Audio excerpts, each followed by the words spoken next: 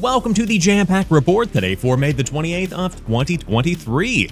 My name is Samuel Adams, and on today's show we are talking all about last week's PlayStation Showcase, digging into the details of what was announced, and on top of that, talking about what was not announced in the form of The Last of Us Factions, which has gotten a delay even though there was never a release date to begin with.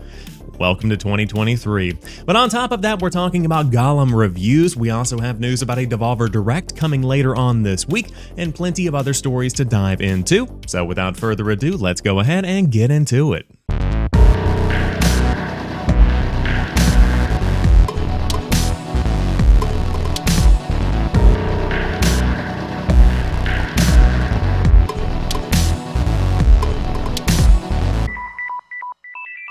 Last week's PlayStation Showcase was the first big show we had seen from PlayStation since 2021, and with that, expectations were through the roof. Many people, including myself, had thought this was going to be Phase 2 of the PlayStation 5. Of course, we know Wolverine is on the way from Insomniac, but we haven't even seen Spider-Man 2 yet, so the timeline for those two games is still kind of up in the air. Outside of that, we don't really know what's coming, and we had hoped that we would see what that next big swath of games looks like, because we've gotten God of War Ragnarok, we've seen Gran Turismo, we've gotten Ratchet & Clank Rift Apart, and a ton of PS5 upgrades for PS4 titles, but outside of that, what do these first parties have? And we got some partial confirmations, we got some partial details on what's coming, but we didn't really see what players had wanted to see. And I'll quote a lot of people that said the same kind of thing on my Twitter timeline. PlayStation's showcase was a good show, but it wasn't a good PlayStation showcase. As somebody who plays Xbox and PC primarily, I was excited because a lot of the games shown off were also coming to other platforms outside of PlayStation. For those PlayStation fans that want those big single-player narrative-driven experiences that Sony has become known for, we did not see a lot of that. We saw tons of third-party games that I'm sure are going to run very well on PlayStation. We saw a lot of live service games, which is what PlayStation has said they are transitioning to, or that they're going to pursue more of for the rest of the PlayStation 5 generation. But the identity that PlayStation has become known for just simply was not there. So going over to the IGN article, PlayStation Showcase 2023, everything announced, this I thought was the best way to run through some of the biggest highlights from the show. So we're just going to talk through them, I'm going to throw up some gameplay, and we will go from there. Starting things off, we will go from last to first, or actually completely out of order. Spider-Man 2 was the saving grace of this show. This trailer looked wonderful, and there are some issues that I have with it, but I think that's just indicative of the fact that this is early gameplay. You're looking at stuff that is still actively in development right now. You're looking at a game that is not complete. So take all of that into consideration when you're checking this out. But as far as the story goes, I love the fact that Kraven the Hunter started everything off, and the idea is that he is trying to find a true competitor, a true match for his hunting skills, and he can't find anything in the forest, so he goes to New York City, where he's going after Spider-Man, other villains, other superheroes, and that is going to make for a fantastic matchup. But we saw Black Suit Spider-Man. We see the transition from Black Suit Spider-Man with Peter Parker into Miles Morales, and the gameplay shown off is an evolution of what we got from Spider-Man PS5 and Spider-Man Miles Morales. The transition from one Spider-Man to another feels very fluid. That is something that's exciting. I can't help but think back to like Grand Theft Auto 5 going from like Michael to Trevor and how long that loading took on the Xbox 360 and PS3. Seeing how fast Peter Parker transitions to Miles Morales just makes me grateful for how far we've come. But the action sequence shown off at the end of the trailer really set the tone for what I expect from a Spider-Man on PlayStation 5. It is an action-packed set piece with Kraven the Hunter, the Lizard, Spider-Man, and Miles Morales all culminating in not only a very cool sequence, but a really cool story moment at the end where you see the symbiote starting to impact the way that Peter Parker kind of thinks and reacts and the emotions that he brings that kind of gives you a little bit of a look at where the story could potentially be going. So excited about Spider-Man 2, and by far it is the premier PlayStation 5 game to look out for in 2023. The other big announcement from that show was Metal Gear Solid Snake Eater Remake. Now, this is a remake of Metal Gear Solid 3 coming in the form of Metal Gear Solid Delta Snake Eater, and this is coming in a collaborative development between Konami and Virtuos, and we did not get any kind of gameplay. We did see a couple of screenshots that I'm putting up here, but once again, much like the Spider-Man 2 trailer that we saw, the tone has been set. Snake is back, Metal Gear Solid 3 is making a comeback, and for longtime PlayStation fans, this is exciting. What is even more exciting is that this is not just coming to PlayStation. This is coming to PS5, Series XS, and PC, but no release date has been revealed yet. We also got the reveal of Metal Gear Solid Master Collection Volume 1 that includes Metal Gear Solid, Metal Gear Solid 2 Sons of Liberty, and Metal Gear Solid 3 Snake Eater coming to PS5 sometime later this fall. And I'll dig around and see if I can find info on if that's coming to Xbox as well and throw that up on the screen here and maybe even jump in and let the audio listeners know right now. After doing some digging, Metal Gear 2 Solid Snake, Metal Gear Solid, Solid 2, and Solid 3 are all going to be bundled in the Master Collection, and it's currently only confirmed for PlayStation with more info coming later this summer. October is looking like a packed month because Assassin's Creed Mirage and Alan Wake 2 both got release dates, with Assassin's Creed Mirage coming on October the 12th on Series XS, Xbox One, PS5, PS4, and PC. And we've always heard this is going to be a throwback to classic Assassin's Creed. They're getting away from the big open world RPGs like we see with Assassin's Creed Valhalla, Origins, and Odyssey, and getting back to that more streamlined action-adventure kind of game that Assassin's Creed 2 was, that Assassin's Creed Revelations was. And you see that on full display here with Mirage. The way that you traverse the environments, the way the quick little snippets of combat look. This is an old school Assassin's Creed game. And on top of that, this one is only going to run you $50. That's a deal in today's day and age. So I'm excited about the story of Basim. I think that the return to form for old school Assassin's Creed is going to pay off for the core demographic of Assassin's Creed fans, but that's not to say they are abandoning the RPG approach. Going forward, there will be those big open world RPGs, but hopefully with Mirage, we would be able to get both of these kind of Assassin's Creed games. Give me the big open world RPG, build some DLC for that one, but while that's going on, put out one of these old school games. I think that would be a great approach for Assassin's Creed. But following the October 12th release of Assassin's Creed Mirage, we have Alan Wake 2 coming on October the 17th. And Alan Wake 2 shocked me because I've always known Alan Wake is a horror game, but seeing the graphics on the Xbox 360 version of the game, it never really captured that true terror that I think a lot of horror games try to capture. I think Resident Evil 2 and 3 do a good job of having these moments where there are scary, tense moments. Alan Wake 2 does this very well from what we're seeing in the trailer. The lighting in the game looks good, the overall world building looks really nice, and of course we see some really nice characters and set pieces that are setting up this narrative that Alan Wake has become known for. And they're always fighting an uphill battle bringing back one of these classic IP that people have become very attached to through the years, and following up a story that is kind of one of those hidden gems, if you will. And of course, with Control, they were kind of teasing the return of Alan Wake over the past couple of years, so people have known it would be coming, but really, really impressed so far. So we'll see more of this one at Summer Game Fest, no doubt, and it does drop on October the 17th. Now, Sony's got a big drop next month. We got a new trailer for Final Fantasy 16 that drops on June the 22nd. A really good-looking approach, and if you haven't been keeping up with Final Fantasy 16, this is going to play more like a Devil May Cry than it does a typical Final Fantasy game. There is no turn-based combat in this one, so that could be a win or a loss depending on what kind of Final Fantasy fan you are. For somebody like myself, this would be a great opportunity to dive in. I just wish that it wasn't called Final Fantasy 16 personally. I feel like the more you throw yourself into these names, the more,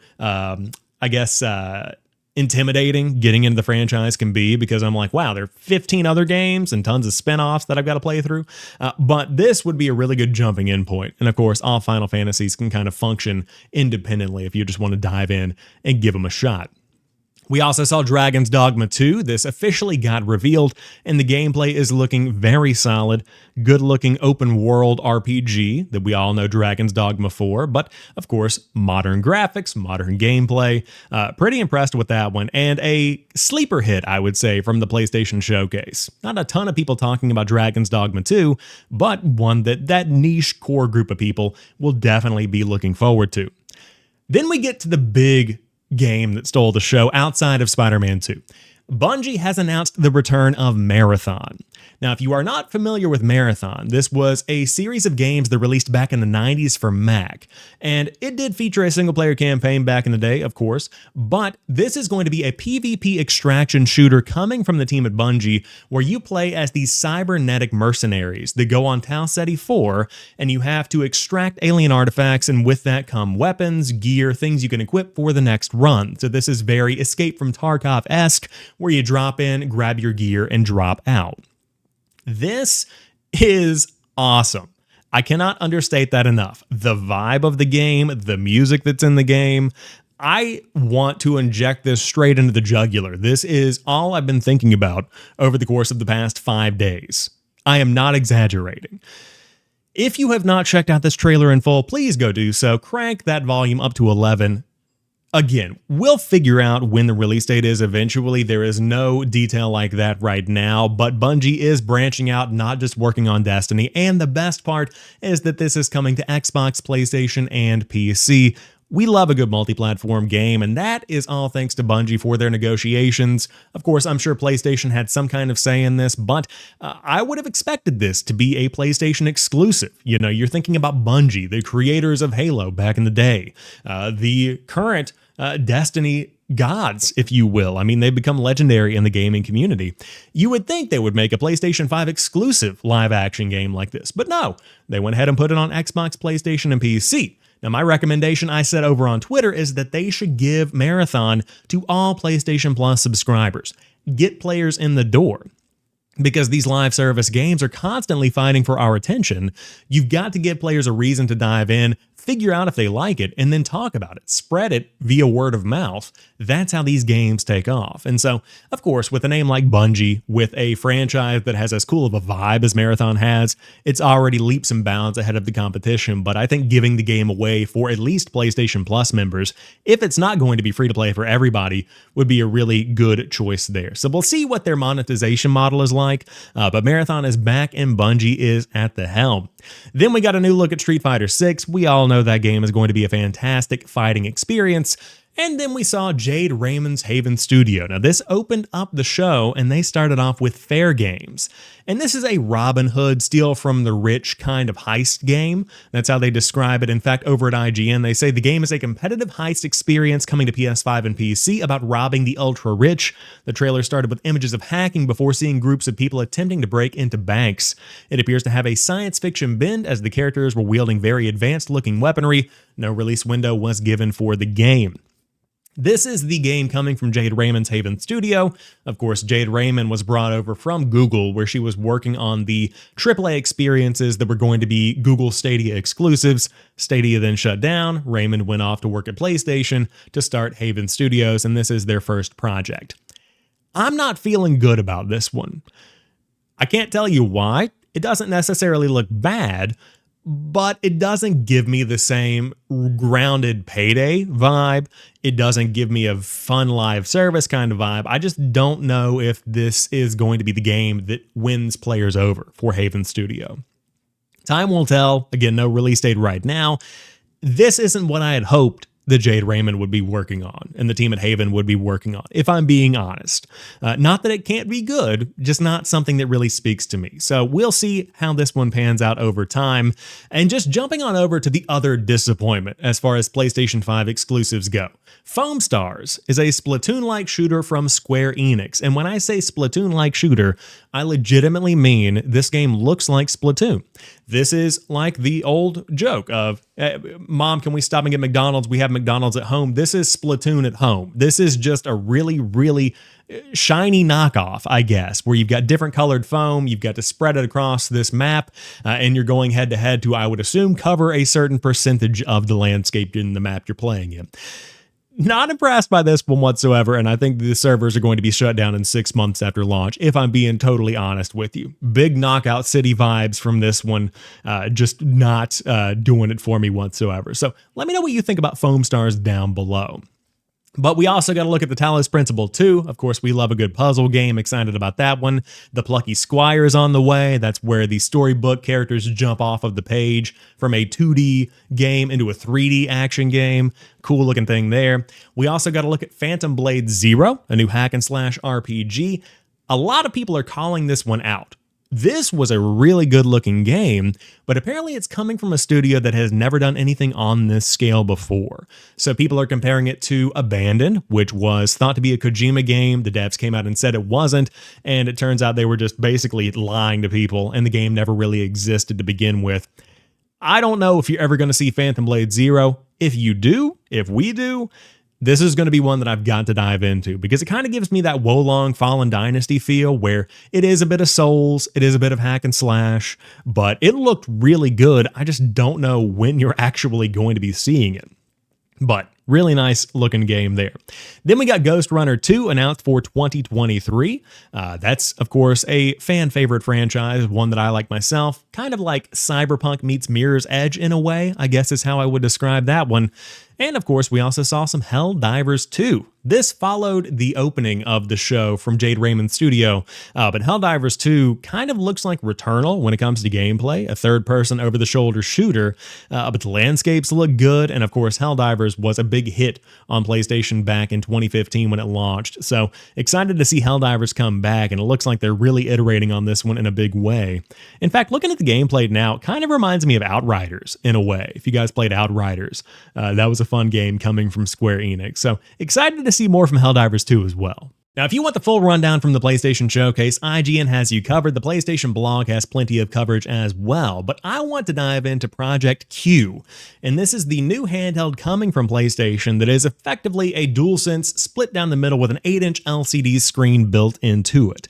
Now, this is rumored to launch in November, and it's rumored to have 3 to 4 hours of battery life. But the key here is that this is not a cloud gaming device. This is not a PlayStation Vita 2. What this is a PS5 Remote Play device. They say in the trailer, you have to have your games installed on your PS5 to play on your Project Q. This is a massive missed opportunity if that is the case, because they have not even confirmed you can play PlayStation Plus premium games on this device via cloud streaming. In a world where the Logitech G Cloud exists, and in a world where you have accessible accessories like the Backbone One that you can connect to your iPhone or your Android tablet or your Android phone and have the PS5 Remote Play and access the PlayStation Plus Premium Collection, what is the point of this? Now, of course, I get the premium experience with this design. The DualSense controller functionality is baked into it through and through. You've got the adaptive triggers, you've got the haptic feedback, all of that's awesome. But what is the price of this, and is it really worth that? I think that if this thing is any more than $200, it's immediately dead on arrival, because think about what you can do with that additional cash in this space. You can take your $200, or even let's say this thing is $300. I think that is a reasonable expectation for what you're looking at here, because it's an 8-inch tablet with a DualSense built into it, and they have to have room for some income, some revenue generation there. I think if this is priced at $300, you can take an additional $100 and get a Steam Deck. That's a whole gaming PC built into a handheld form. If you take a little bit more money, you can get an Asus ROG Ally. That's an even more powerful handheld gaming PC. Let's say if you want to spend $50 more, you can get the Logitech G Cloud that not only does PS5 Remote Play, but also connects to that premium streaming subscription for PlayStation. You've got the Xbox game streaming built in there as well. You've got any connection to any game streaming service you want on the G Cloud for $350, and it's normally $299, maybe even $250. I've seen it as low as I think $200 at one point. I don't know who this is for, other than the hardcore PlayStation fans. I just think this is going to be a big miss. And a lot of people are also saying this is comical because it looks like the bad YouTube mock-ups that many people would probably make when they hear about a leaked PlayStation handheld. It literally looks like you photoshopped the DualSense down the middle and put a screen into it. We'll see how it does. I just don't have a ton of faith in it. Now, the other product that they announced is a pair of PS5 earbuds. This idea is a space in the current console market that is deeply overlooked, because right now over-ear headsets are overrunning the stores. We have ones that are proprietary from Xbox, we have one straight from Sony for the PS5, we've got Turtle Beach, we've got Logitech, we've got gaming headsets coming out of every orifice on the body. What we don't have are legitimately good gaming earbuds, and as somebody who uses AirPods Pro every day of the week, I would love a pair of Xbox earbuds for my Xbox experience. I would love a pair of PC earbuds, which of course you can get a pair of earbuds for your PC, but like these premium gaming earbuds that are really good, that are comparable to what you would get from a gaming headset, that's what I want more of. PlayStation looks like they are nailing it with these. I love the design, love the charging case as well. The little LED indicator at the bottom definitely does it for me. So this is what I hope to be the trendsetter. I don't want to see more cloud gaming handhelds or PS5 Remote Play handhelds, but give me more of these earbuds and I'm going to be there every day of the week. One game players had expected to see was The Last of Us Factions, the multiplayer-only Last of Us spinoff that was announced a couple of years back. But it looks like that one could be in trouble. The Last of Us multiplayer is reportedly facing setbacks as Naughty Dog has announced a delay. This comes from Adam Bankhurst over at IGN reporting on an article from Jason Schreier over at Bloomberg. Bankhurst writes, the quality and long-term viability of the much-anticipated Last of Us multiplayer game has seemingly come into question. As a result, sources have claimed a small group remains on the project while the company reevaluates the direction. Bloomberg notes the game has not been canceled at this time, but many of the developers that were working on the project have been moved to others within the company. Following Bloomberg's request for comment, Naughty Dog shared the following tweet. The Last of Us fans, we know many of you have been looking forward to hearing more about our Last of Us multiplayer game. We're incredibly proud of the job our studio has done thus far, but as development has continued, we've realized what is best for the game is to give it more time. Our team will continue to work on the project as well as our other games in development, including a brand new single-player experience. We look forward to sharing more soon. We're grateful to our fantastic community for your support. Thank you for your passion for our games. It continues to drive us. This was a really weird tweet to see because I saw this before Jason Schreier tweeted out his Bloomberg article. And immediately, my reaction was, why are they announcing a delay to a game that hasn't had a release date? Because when you don't see it at the PlayStation Showcase, you might expect to see it at the Summer Game Fest or something along those lines. But after the request for comment, as Mark Delaney, a great writer that we're mutual followers on Twitter, pointed out, it was likely that they knew this story was coming, they got wind of it, and they wanted to get ahead of it. Number one, it's better to put out a game later than to put out a bad game. That's always the sentiment. Number two, based on the reports, it sounds like Bungie was brought in to evaluate the direction of the new Naughty Dog multiplayer game, and Bungie had concerns about the long-time viability that it's going to be sticky with fans, that people are going to want to stick around for the long term, keep coming back to it, keep buying in-game cosmetics and things like that. And so it sounds like they are going back to the drawing board a bit. Now, the report also says, as they reported IGN, that the development team has been pared back, that fewer people are working on it. That could be indicative of the fact that there's a bigger problem and this game may never actually come out. That's kind of been the sentiment. And for me, if it's not going to work, then it's not going to work. You don't need to continue pouring resources into something that isn't going to be a fun experience for fans. We've seen games try that approach and it never pans out. It's always a bad idea to put out a game that isn't going to end up being fun. And if Bungie got in there and found that the game wasn't enjoyable, there's no need to put it out. Don't force something on people whenever it's not ready to be forced, whenever it's not the kind of experience that people want.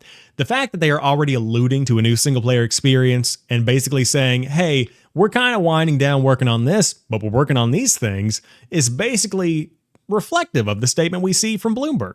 Hey, we're winding down development on this, but we're shifting developers over to these. That's kind of the way that I see this. So I have full faith in Naughty Dog. I've loved them since Jak and Daxter, love The Last of Us, love Uncharted. Whatever they're working on is going to be good. But I also want to ask you, who wants The Last of Us Factions? Are people really clamoring for a Last of Us multiplayer game? Because Factions was cool on the PlayStation 3 whenever you're playing it on the original version of the game.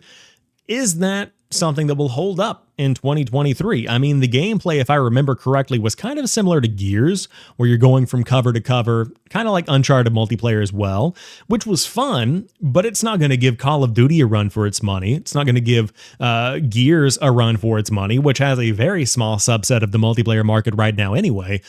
I just don't know if the juice is worth the squeeze, as the saying goes. Is it really worth having this game stuck in development hell for a number of years as they pour millions into it? I don't know if they're going to get that same amount of money out of it. So Last of Us multiplayer has been delayed. Let me know what you think down below. Would you actually want to dive into a Last of Us Factions multiplayer game? To round out today's show, we've got a three-piece of quick hits for you. The Devolver Digital Showcase is going to get some more details later this week. More than likely, it's going to be a bit of a teaser trailer put out via Twitter for a show that will come next week, because Summer Game Fest kicks off on June the 11th. Last year's show was on June the 9th, so we could see something maybe the week of June the 11th through the 18th. Maybe in that time frame, but we will definitely stay tuned, and we will have more info later on in the week. Then Xbox and Boosteroid have started their partnership. They are bringing the same deal we talked about last week for GeForce Now over to Boosteroid. This is another of the game streaming companies they inked a contract for in a bid to get this Activision Blizzard deal closed, and all of this starts on June the 1st. They write Boosteroid customers in Ukraine, the United Kingdom, countries across the European Union, and the US will soon be able to jump in as Kate Diaz to take on the Horde in Gears 5. They'll also play Deathloop and Pentiment as well, with more on the way. Grounded is also mentioned. So if you want to dive into cloud, Boosteroid is another way to do it, alongside GeForce Now and tons of other cloud gaming companies that will now get access to Xbox's catalog. And again, this is all just a bid to get that deal closed. They want Activision Blizzard, and they'll do anything to make it happen. But to round out today's show, the Lord of the Rings Gollum reviews are in, and it is a doozy. TechRaptor gives it a 6.5, and that's the highest rating on the list. Shack News comes in at a 6. Spazio Games comes in at a 5, Twinfinite with a 1.5 out of 5, Guardian with a 1 out of 5, Press Start with a 3, Inverse with a 3, Push Square to 2, and GameSpot at a 2. The game is currently sitting at a 40 on Metacritic right now, and it seems like this one is absolutely horrendous. So if you're a fan of Lord of the Rings, looks like Gollum is a safe one to pass. You shall not pass joke is in there somewhere, I am sure, but a bummer nonetheless. We never like to see games come out and get these kind of reviews, but on the bright side, Redfall is no longer the worst game of the year, so congrats to the team at Xbox for not coming in last. But that rounds out this week's episode of the Jampack Report. If you enjoyed today's show, be sure to drop me a like down below, and if you're brand new, hit that subscribe button on YouTube or add the show to your podcast feed and get it delivered right to you every single Sunday.